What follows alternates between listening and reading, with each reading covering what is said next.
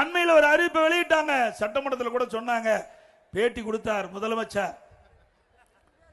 திராவிட முன்னேற்ற கழகம் ஆட்சிக்கு வந்த பிறகு 1179 புரிந்துணர்வு ஒப்பந்தங்கள் போடப்பட்டதாக, 15 லட்சம் கோடி முதலீட்டை இழுக்கப்பட்டதாகவும், அதனால் 35 லட்சம் பேருக்கு வேலை கிடைக்கும் என்று தெரிவித்தார்.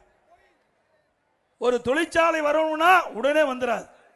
புரிந்துணர்வு ஒப்பந்தம் போட்ட பிறகு முதல் கட்ட பணி நிலத்தை எடுக்க வேணும், தொழிற்சாலைக்கு தேவையான நிலத்தை கையகப்படுத்த வேணும்.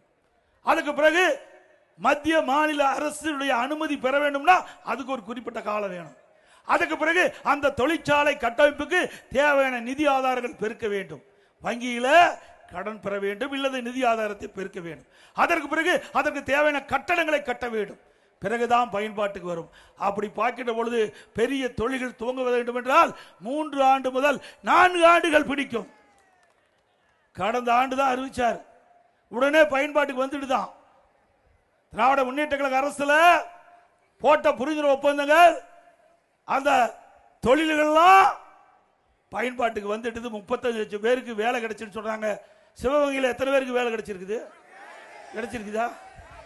இந்த மாவட்டத்தில் ஏதாவது கிடைச்சிருக்குதா?